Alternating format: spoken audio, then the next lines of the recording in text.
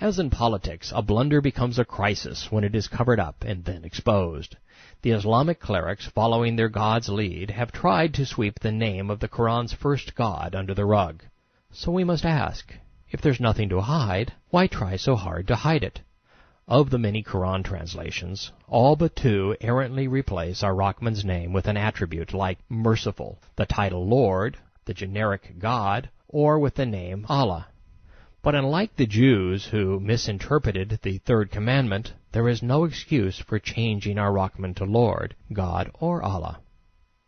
This problem is exacerbated by the invocation that was later added before each surah. In their desire to make Ar-Rahman into Allah, and to make both appear good, in spite of their scriptures, this line is repeated 113 times. In the name of Allah the Benevolent, Ar-Rahman, the Merciful, Ar-Rahman. So desperate are Islamic scholars to present their hateful, punitive, and warlike spirit in a favorable light, one even wrote a book proclaiming, "Merciful and benevolent are the Quran's most repeated attributes for Allah." Holy hogwash! The salutation wasn't part of the Quranic revelation. For those who may be curious, I'll digress for a moment. The third commandment does not say, "Thou shalt not take the name of the Lord thy God in vain." Not only is it beneath Yahweh to write such a trivial thing in stone, His name isn't the Lord. A name can't be taken, and vain either means egotistical as it relates to a person, or failed as it relates to an endeavor. In that the line was meaningless, Jews and later Christians falsely assumed that our Creator was telling us that we shouldn't swear or say Yahweh. The commandment as it's written in Hebrew says something that is vital to our very survival. You shall not accept or advance in the name or character of Yahweh, your deity, anything that is deceptive or destructive. Our failure to understand this commandment and live by it is the reason holy wars are fought. Our tolerance of things that purport to be godly but are instead false and destructive is why Islam exists. It is why Muslim militants kill us. It is why the world is and has been in such a horrible mess. So why didn't Mohammed initially name his dark spirit? Why did he begin by calling him by the Hebrew, hence Hanif title, Lord? Why did he finally name him after arrival to the Meccan Allah? Good questions all. And since the Muslim sages don't provide a viable answer, I'll propose one, speculative as it might be. Khadijah converted Mohammed by telling him that her aged cousin said that he was a prophet in the line of Moses. This man knew that the Jews called their God Lord. But the Meccans were not satisfied with the title. All gods had names. Even pagan stone idols had names. Why not Mohammed's God?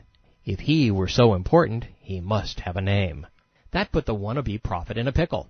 If he called his God by any of the most familiar pagan names, Hubal, Allah, Allat, the feminine form of Allah, Manat or Al-Uzza, something would be expected of them. After all, if they could give such marvelous Quran recitals, why not a miracle? Since these idols were close at hand, it would have been hard to explain away their lack of participation in the prophet's mission. With the Meccan pantheon too close for comfort, Mohammed did what he did best. He stole someone else's material.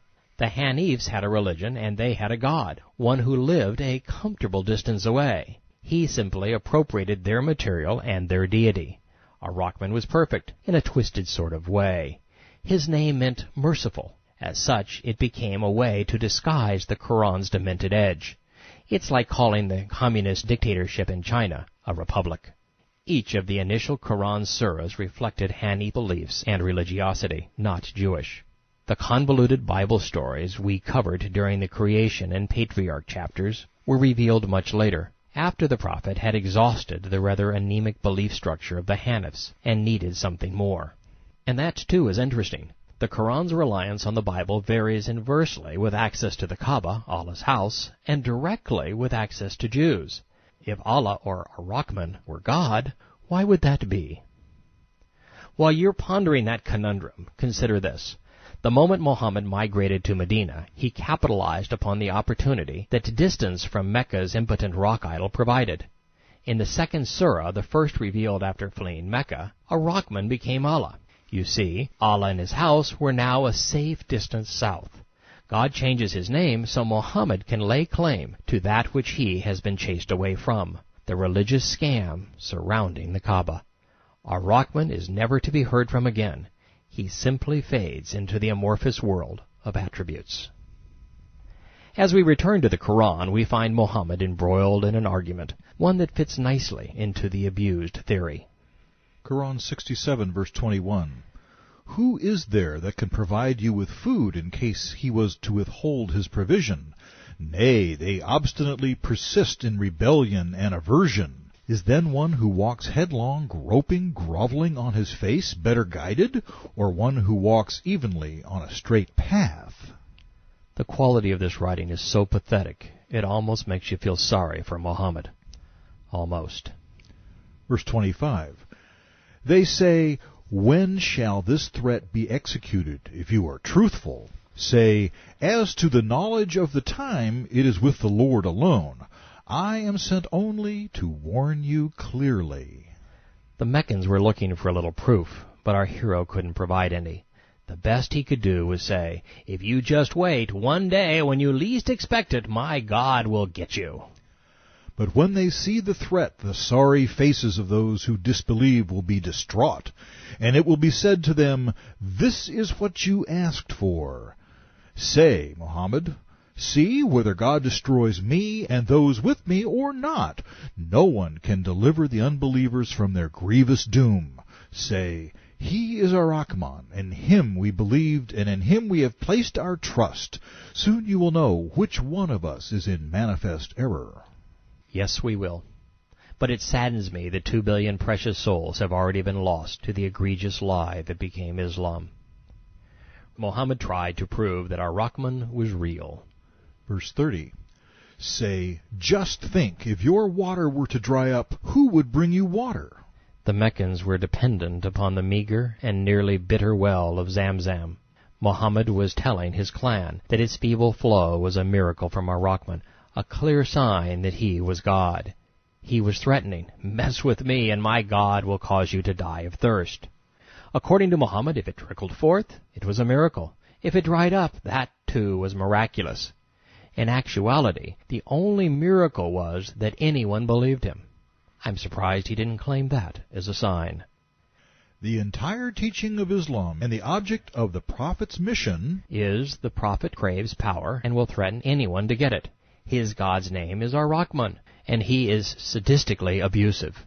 Stars are missiles used to drive away devils. Muhammad's kin claims that he was deluded. For that they will endure flames, roaring with rage. All the while they will be interrogated. The Lord must be feared, not loved, for he will swallow his creation, pelting them with showers of stone. His punishment is as terrible as his wrath. Our Rahman has armies ready to march. He threatens to besiege communities, withholding food and water from those who grovel on their faces. What's more, the Islamic God's grievous doom cannot be avoided.